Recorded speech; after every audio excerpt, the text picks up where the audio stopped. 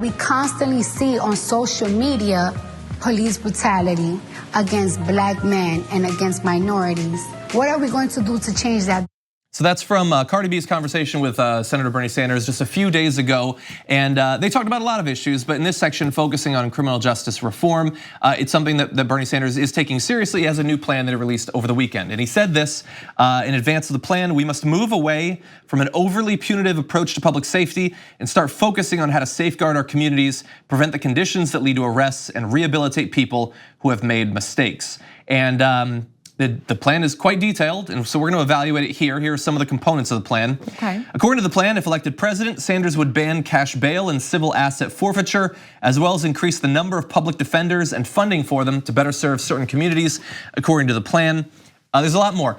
But in this first section, it sort of seems like what a lot of the new progressive DAs are doing. Yeah, that's fantastic. That part just right there. A couple reasons. Bail is not supposed to be punitive. It's just supposed to be based on the likelihood of you coming back to court when you're supposed to. It's not supposed to be, oh, we think you did this, so we're gonna charge you $1 million. It's not supposed to be that. It's supposed, so yeah, Khalif Browder should not have spent 3 years on Rikers. He should have gone home because he was accused of stealing a bike. Exactly. Again, the whole cost thing that we've been talking about. And he was a kid who had a mother who could have ensured that he was brought back to court. Like things like that. Like, yeah, he should have just gone home. Yeah, but what if he hadn't come back and he'd stolen another bike? Oh no, right. And so, and also, yeah, public defenders, and people, this was a lot like of hate against Hillary Clinton. She wasn't a public defender, but like defense attorneys. People hate defense attorneys when they defend really, really bad people. But they don't just defend bad people, they defend our rights, they defend our Constitution, they defend like the justice system.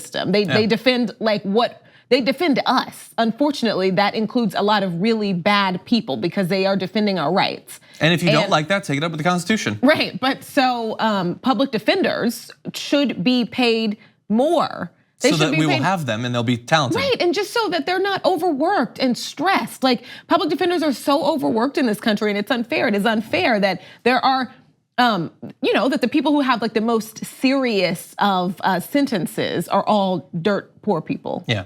That's it's weird how that works out. It's not just rich people don't ever commit crimes. No, they just have really great lawyers who aren't as overworked. Find one example of a rich person committing a crime. I don't want to say it. I don't want to say it. You couldn't think of one. All right, what else? Okay, so let's get into more. He would also enact the Prisoner's Bill of Rights for incarcerated people that includes rights to living wages and educational training, as well as the right to vote. So especially the right to vote, that's something he had been talking about earlier this year. It proved, in my view, oddly controversial that these people who are still citizens would be allowed to vote.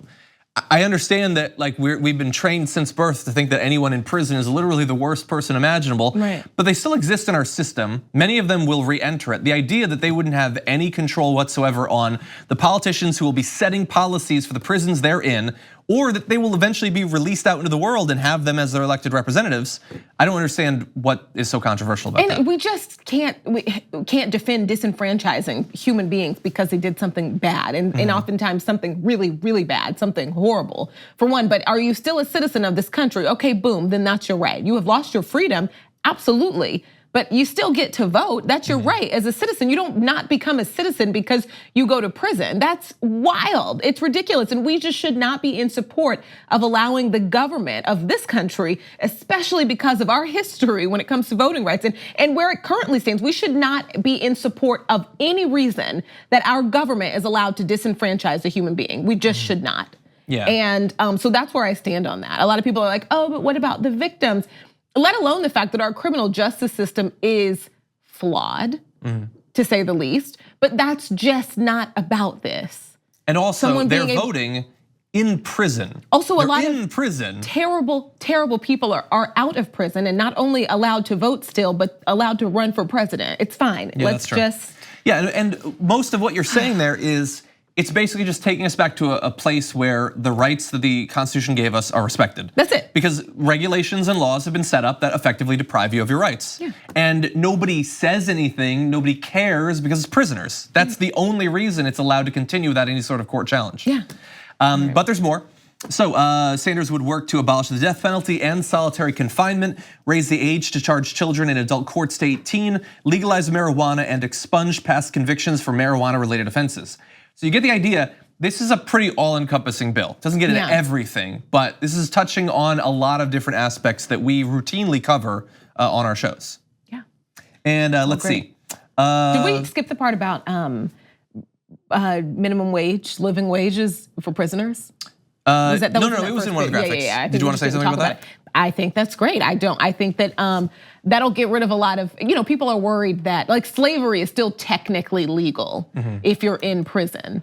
And that's what making, no, I'm not saying making 75 cents an hour is slavery. I'm not saying that at all. But companies still shouldn't be able to do that. And think about you have the regular employees who are working in the prison and they're supervising a lot of these businesses, big businesses that do business with prisons. They're not reaping those benefits. They're still living under the poverty line. Yeah. It makes no sense. You've got to pay people what they should be paid. So they can use that on lawyers.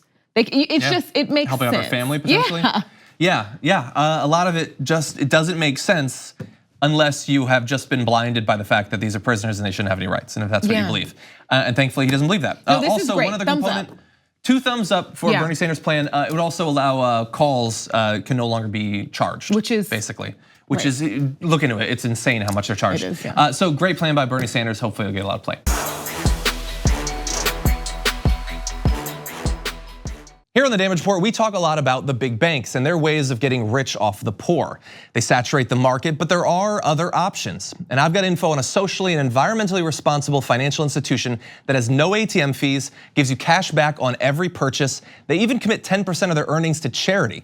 It's called Aspiration, and if you go to aspiration.com/TYT to sign up, you'll get these perks, and that's more money to spend or to save or to spend. Just treat yourself.